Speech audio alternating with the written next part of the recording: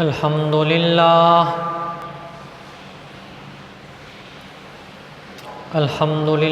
وکفی والصلاة والسلام علی من لا نبی بعد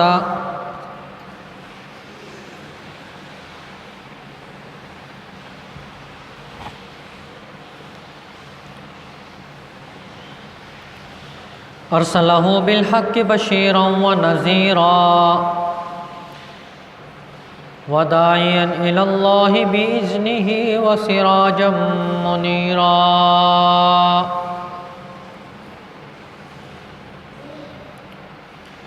اما بعد فاعوذ باللہ من الشیطان الرجیم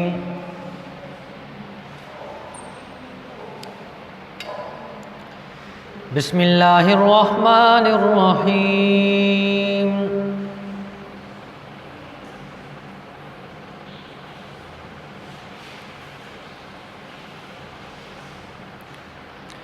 ان ھذا القرآن یہدی للتی ہی اقوم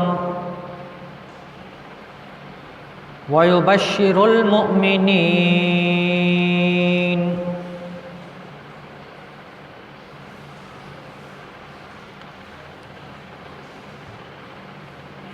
آمنت باللہ صدق اللہ العظیم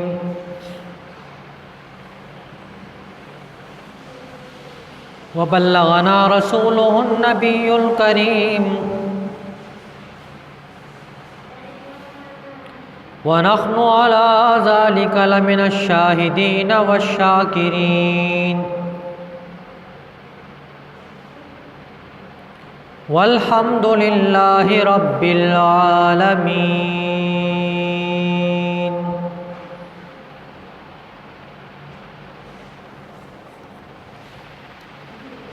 قابل صد احترام و تکریم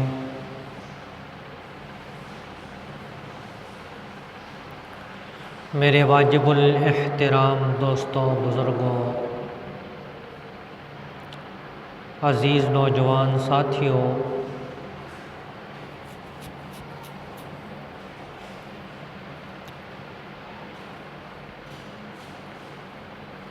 میں نے قرآن مجید فرقان حمید کا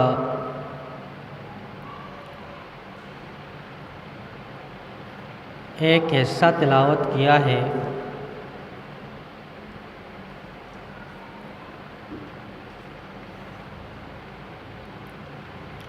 دعا ہے کہ اللہ رب العزت مجھے حق اور سچ کہنے کی توفیق عطا فرمائے،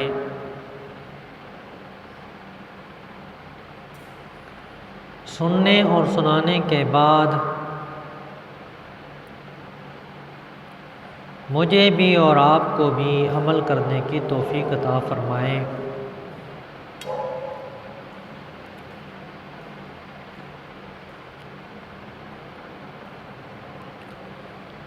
قرآن مجید فرقان حمید کا جو حصہ میں نے آپ حضرات کے سامنے تلاوت کیا ہے،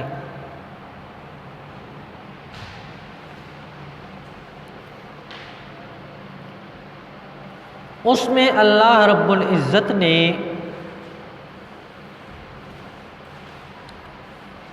بیان فرمایا ہے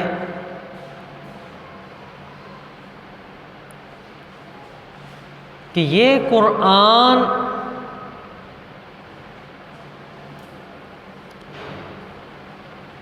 لوگوں کی ہدایت کا ذریعہ ہے۔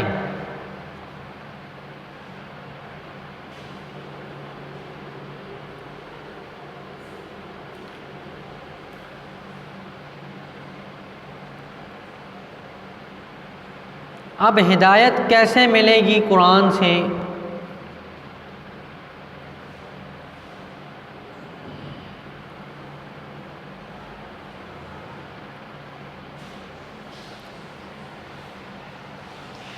قرآن سے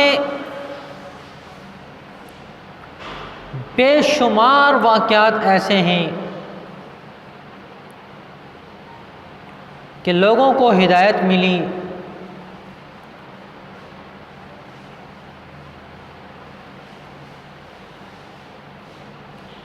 اور عجیب و غریب تاثیر ہے قرآن میں کہ جو بھی اس کو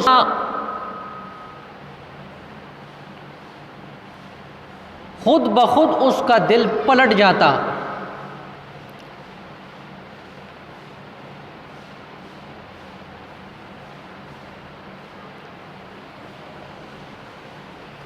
مکہ مکرمہ کے تمام مشرک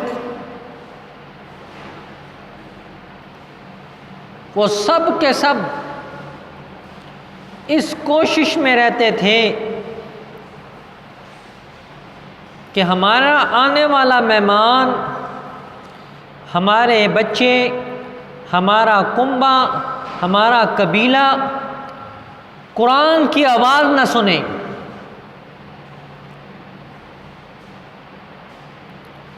جب یہ قرآن کی آواز ان کے کانوں میں پڑے گی پھر یہ ہمارے نہیں ہیں۔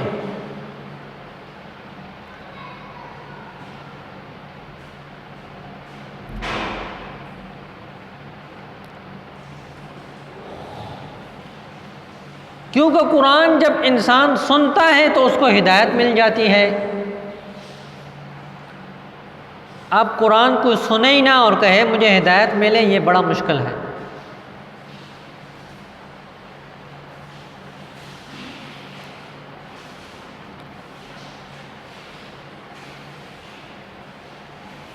حضرت عمر رضی اللہ تعالیٰ عنہ خلیفہ دوم،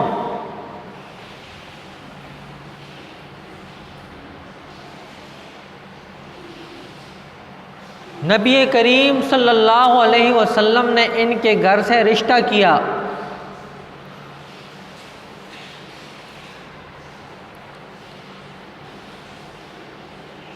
اولو العزم صحابی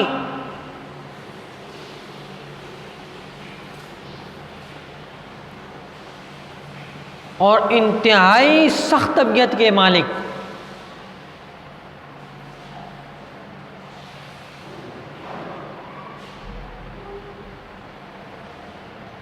جب ان کے سامنے قرآن پڑھا گیا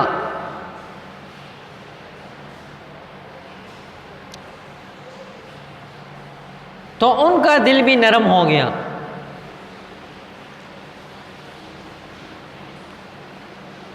وہاں کافر انتظار میں ہیں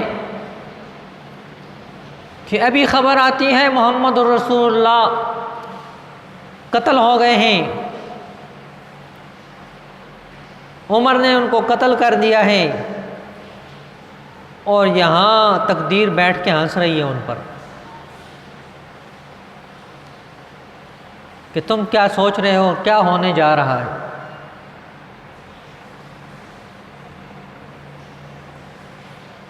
سب نے کان لگائے ہوئے ہیں، لیکن جب آواز آئی تو آواز مختلف تھی۔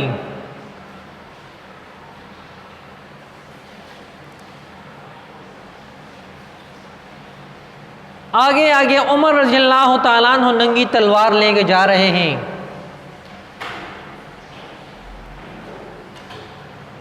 اور اعلان کیا کوئی ہے میرے مقابلے میں آ کر دکھائے۔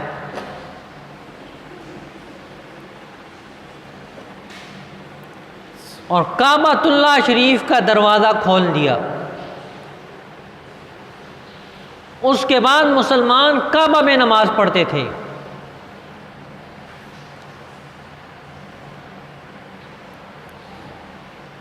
تو انہوں نے بھی جب قرآن سنا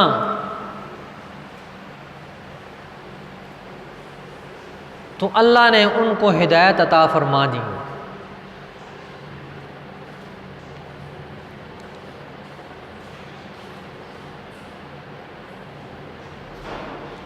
بے شمار صحابہ ایسے ہیں جنہوں نے قرآن سنا اور اس کے بعد ان کی زندگیاں بدل گئیں۔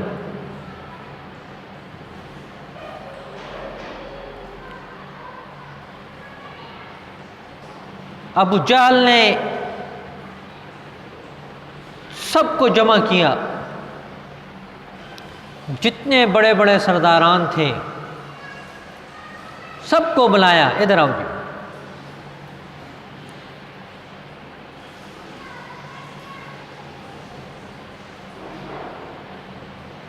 جب سب کے سب آ گئے تو کہنے لگا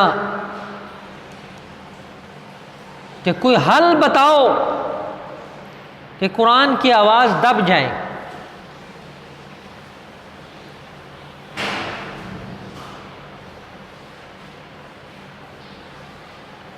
محمد الرسول اللہ صلی اللہ علیہ وسلم قرآن پڑھنا چھوڑ دیں،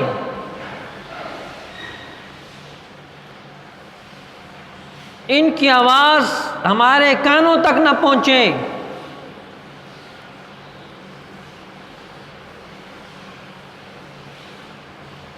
سب نے اپنے مشورے دیے۔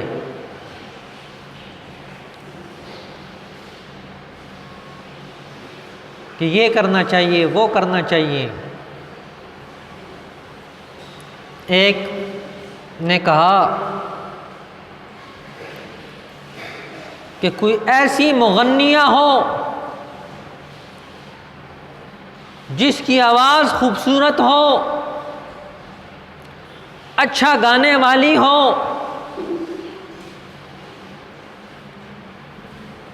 اس کو اس کے مقابلے میں کھڑا کر دیا جائے تو لوگ اس کی بات کو نہیں سنیں گے، اس طرف متوجہ ہو جائیں گے۔ ابو جہل نے کہا تمہیں پتہ ہے کہ تم کس کی بات کر رہے ہو؟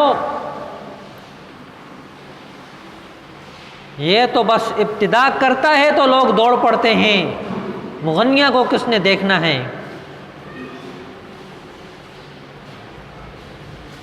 آخر میں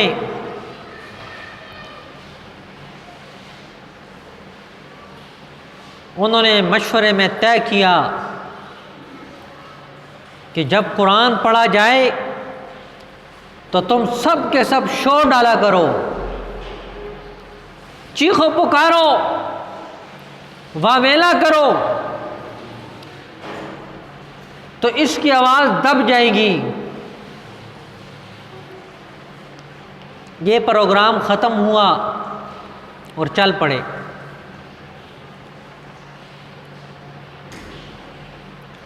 اللہ رب العزت نے فوراً قرآن نازل کیا، فرمایا لا تسمعوا لہذا القرآن۔ یہ کافر مشورہ کر رہے تھے قرآن کو مت سنو، والغوا فیہ، اور شور مچایا کرو، چیخو پکار کیا کرو، واویلا کرو، لعلکم تغلبون، شاید کہ تم کا غالب آ جاؤ۔ پکی بات پھر بھی نہیں کی، کہنے لگے ہو سکتا ہے تم غالب آ جاؤ۔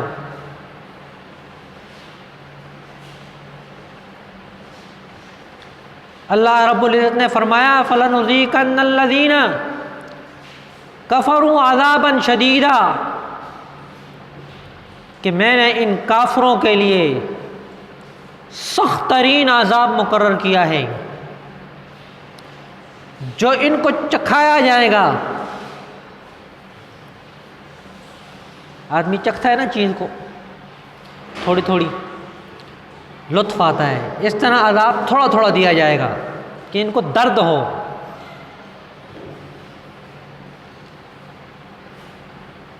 لیکن پھر بھی کامیاب نہیں ہوئے۔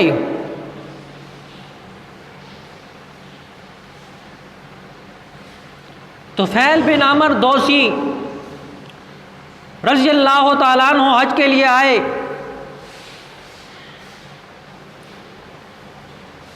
ابو جہل استقبال کے لیے نکلا،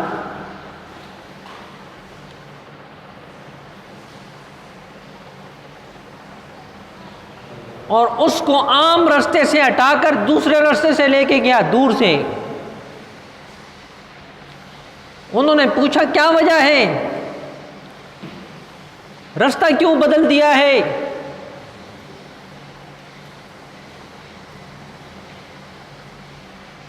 ابو جہل نے کہا یہاں ایک صحابی آیا ہوا ہے، جو اس کی آواز سنتا ہے اسی کا ہو کے رہ جاتا ہے۔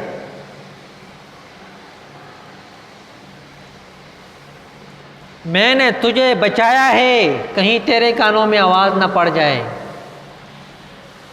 ورنہ میری تیری دوستی ختم ہو جائے گی، تو مجھے نہیں دیکھے گا، میں تجھے نہیں دیکھوں گا۔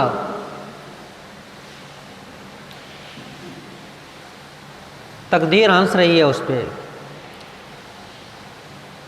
کہ یہ اس پاگل کو دیکھو۔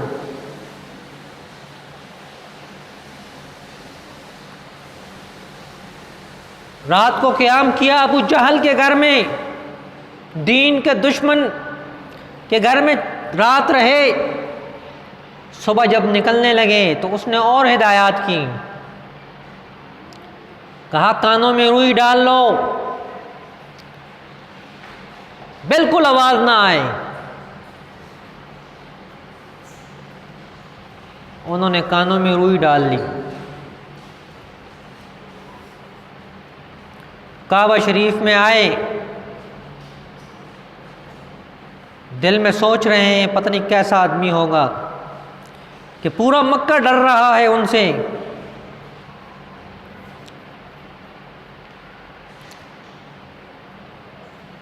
اب جب اللہ آواز پہنچانا چاہے تو کون روک سکتا ہے؟ جب بیت اللہ شریف پہنچے، نبی کریم صلی اللہ علیہ وسلم قرآن پڑھ رہے تھے، اب روئی بھی کان میں ہے، کان بند ہیں۔ اللہ رب العزت نے ان کو آواز پہنچا دی، تو وہ کہنے لگے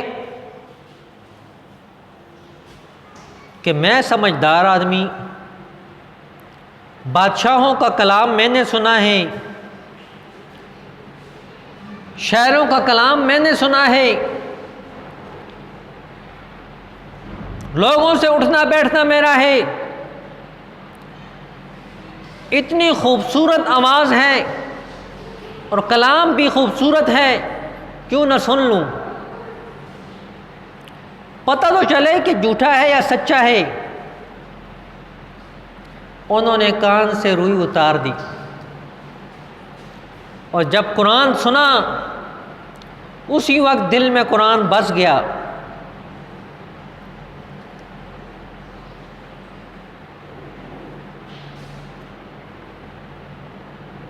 نماز پڑھنے کے بعد جب رسول اللہ صلی اللہ علیہ وسلم واپس مڑے اور گھر کی طرف جانے لگے تو انہوں نے چہرہ دیکھا تو کہنے لگے لیس بوجہ کذاب، جھوٹے آدمی کا چہرہ اس طرح نہیں ہوتا۔ پیچھے چل دیے۔ رسول اللہ صلی اللہ علیہ وسلم کے گھر تک چلے گئے،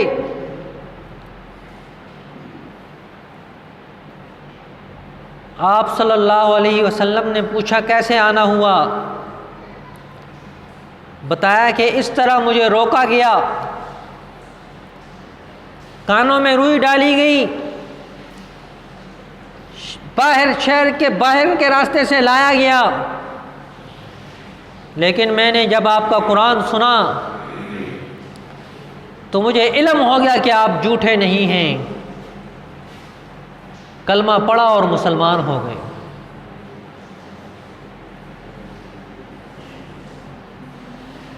تو اللہ رب العزت نے بھی فرمایا کہ اس قرآن کی وجہ سے بہت ساری قوموں کو ہدایت ملتی ہے۔ وہیں طفیل رضی اللہ تعالیٰ عنہ جب جانے لگے اپنے علاقے میں تو انہوں نے عرض کیا یا رسول اللہ مجھے کوئی ایسی نشانی دی جائے جس سے لوگوں کو پتہ چلے کہ میں آپ کا نمائندہ ہوں، آپ کی بات کر رہا ہوں۔ آپ صلی اللہ علیہ وسلم نے دعا فرمائی تو ان کے چہرے پہ، ان کے ماتھے پہ ایک نور نکل آیا جو اندھیرے میں بھی روشن ہوتا تھا۔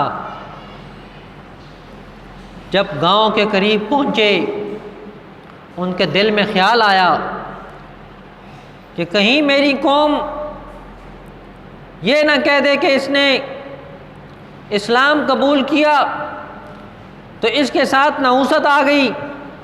انہوں نے دعا کی، اللہ رب العزت نے اس نور کو ان کے کوڑے میں منتقل کیا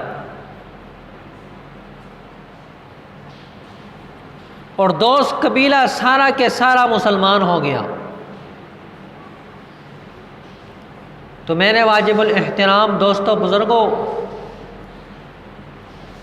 قرآن کی یہ تاثیر ہے، جو قرآن پڑھتا ہے اس کو اللہ رب العزت ہدایت عطا فرماتے ہیں۔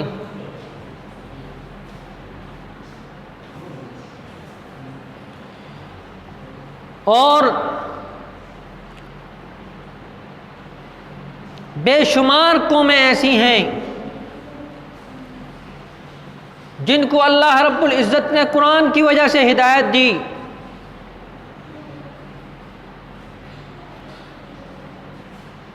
انہوں نے قرآن کو پڑھا، قرآن کو سمجھا، اللہ نے ان کو ہدایت سے نواز دیا۔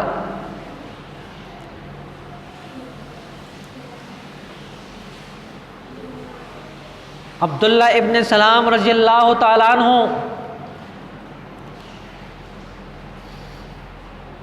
یہودیوں کے عالم تھے، بہت بڑے عالم تھے۔ انہوں نے رسول اللہ صلی اللہ علیہ وسلم کو دیکھا تو جان گئے کہ یہ وہی نبی ہے جس کا ذکر ہماری کتابوں میں ہے۔ وہ کلمہ پڑھا، مسلمان ہو گئے۔ انہیں علم تھا کہ میری قوم بڑی ناشکری ہے، اور یہودی ہے بھی ایسے۔ آپ صلی اللہ علیہ وسلم نے ان کو اندر بٹھایا کمرے میں، دروازہ بند کر دیا، یہودیوں سے پوچھا عبداللہ بن سلام کے بارے میں تمہارا کیا خیال ہے؟ انہوں نے کہا سب سے سچا انسان ہے، عادل ہے، کتاب کا عالم ہے۔ آپ صلی اللہ علیہ وسلم نے پوچھا کہ اگر وہ ایمان لے آتے ہیں تم بھی ایمان لاؤ گے؟ کہنے لگے عبداللہ ابن سلام ایمان لائے گا؟ کیسی بات کرتے ہو، کبھی بھی مسلمان نہیں ہو سکتا، اتنا بڑا عالم ہے۔ عبداللہ ابن سلام رضی اللہ تعالیٰ عنہ اندر سے نکلے اور کہا اشہد ان لا الہ الا اللہ واشہد ان محمدًا عبدہ ورسولہ۔ ابھی جو تعریف کر رہے تھے وہی فوراً پلٹے، کہا یہ تو جاہل آدمی ہے، یہ تو جھوٹا آدمی ہے، یہ تو مخلص نہیں ہے، یہ تو بے انصاف ہے۔ ابھی 5 منٹ بھی نہیں گزرے، کہہ رہے تھے یہ سچا آدمی ہے، یہ عادل ہے، یہ عالم ہے، لیکن جب ان کے خلاف بات آئی، ضرب لگی ان پر، تو کہنے لگے یہ تو جھوٹا آدمی ہے، یہ عادل نہیں ہے، یہ عالم نہیں ہے۔ آج بھی آپ حضرات اپنے ماحول میں دیکھیں، جو عالم تمہاری بات کرے، عوام کی بات کرے، عوام کی ہاں میں ہاں ملائے، لوگ کہتے ہیں جی بڑا اچھا آدمی ہے، جی بہت بڑا عالم ہے، جی بڑا مخلص ہے جی، متقی ہے جی، پرہیزگار ہے جی، اس سے بڑا ولی ہم نے نہیں دیکھا۔ اور جب عوام کے خلاف بولتا ہے نا کہ تم نے یہ کام غلط کیا ہے، اسی وقت بدل جاتے ہیں، اسی وقت جناب اس پہ لعن طعن شروع ہو جاتی ہے۔ تو یہ تعلیمات نہیں ہیں۔ میں عرض کر رہا تھا کہ قرآن پاک کی وجہ سے اللہ رب العزت نے بے شمار لوگوں کو ہدایت عطا فرمائی۔ جس نے بھی قرآن کو اخلاص کے ساتھ پڑھا، اس کو اللہ رب العزت نے ہدایت عطا فرمائی۔ اور قرآن کا یہ اعجاز ہے، جس کے دل میں آتا ہے اس کو اللہ بلند کر دیتے ہیں۔ حضرت واصلہ رضی اللہ تعالیٰ عنہ فرماتے ہیں، حضرت عمر رضی اللہ تعالیٰ عنہ اپنے گورنروں کو ڈھیلا نہیں چھوڑتے تھے، بلکہ ان کو دیکھتے تھے کہ یہ کیا کر رہے ہیں، کس طرح کر رہے ہیں۔ صرف کاغذی کارروائی نہیں ہوتی تھی، بس کاغذ میں لکھ دیا اور دے دیا، بلکہ خود جا کے دیکھتے تھے۔ ایک جگہ تشریف لے گئے، گورنر سے پوچھا، آخر میں پوچھا کہ تم نے جنگلات کا ناظم کس کو مقرر کیا؟ انہوں نے کہا ابن ابزہ رضی اللہ تعالیٰ عنہ کو۔ انہوں نے کہا نام غیر معروف ہے، یہ شخص کون ہے؟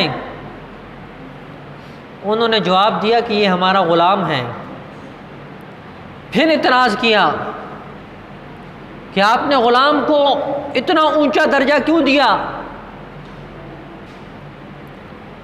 امیر بنا دیا؟ تو انہوں نے جواب دیا کہ اس علاقے میں سب سے زیادہ قرآن جاننے والا یہی شخص ہے، اس کے علاوہ کسی کو قرآن اتنا نہیں آتا۔ تو حضرت عمر رضی اللہ تعالیٰ عنہ نے فرمایا کہ بے شک اس کو قرآن نے عزت دی ہے۔ فرمایا ان اللہ یرفع بہذا الکتاب اقواما، اللہ رب العزت اس قرآن کی وجہ سے بہت ساری قوموں کو بلندیاں عطا فرما دیتے ہیں۔ وَيَضَعُ بِهِ آخرین، اور بہت سی قوموں کو اس قرآن کی وجہ سے ذلیل و خوار کر دیتے ہیں، مٹی میں مل جاتے ہیں۔ ہمارے سامنے ہیں کئی ہستیاں ایسی گزر گئیں، بڑے بڑے علم والے تھے، لیکن انہوں نے قرآن کی ناقدری کی، آگے کوئی نام لینے والا نہیں۔ ابو جہل نامور شخصیت تھی، جس طرح ہمارے ہاں ایک نامور آدمی ہوتا ہے نا، اس طرح ابو جہل ایک نامور آدمی تھا، ٹھاٹ باٹ والا تھا۔ وہ پنجابی میں کہتے 10 لیتڑے نال ہونے تھے، اس کے ساتھ ہوتے تھے بندے خدمت گزار،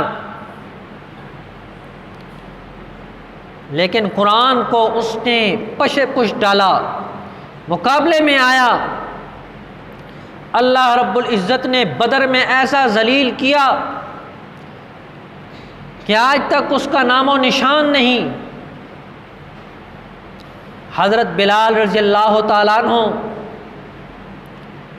تاریخ میں آتا ہے کہ ان کے دادا کے بعد نام نہیں ہے، غلام ہیں، حبشہ سے آئے ہیں، لیکن اللہ نے اتنی بلندیاں دیں۔ فتح مکہ میں سب خواہش کر رہے ہیں کہ کہ آج میں چھت پہ کھڑا ہو کے اذان دوں گا، آج میں کعبہ کی چھت پہ کھڑا ہوں گا۔ آپ صلی اللہ علیہ وسلم نے فرمایا بلال کعبہ کی چھت پہ کھڑے ہو جاؤ اور اذان دو۔ وہاں ایک شخص کھڑا تھا، اس نے کہا کہ آج اگر ابو جہل زندہ ہوتا اور بلال کو کعبہ کی چھت پہ دیکھ لیتا تو اس کی موت کے لیے یہی کافی ہے۔ تو اللہ رب العزت نے قرآن سے لوگوں کو ہدایت بھی دی، اور قرآن کی وجہ سے اللہ رب العزت نے لوگوں کو عزتیں بھی دیں۔ جس شخص نے قرآن کو سینے سے لگایا اللہ نے اس کو دنیا میں بھی عزت دی اور آخرت میں بھی اس کو عزت ملے گی۔ دعا ہے کہ اللہ رب العزت مجھے بھی اور آپ کو بھی قرآن و سنت پر عمل کرنے کی توفیق عطا فرمائے۔ وما علینا الا البلاغ المبین۔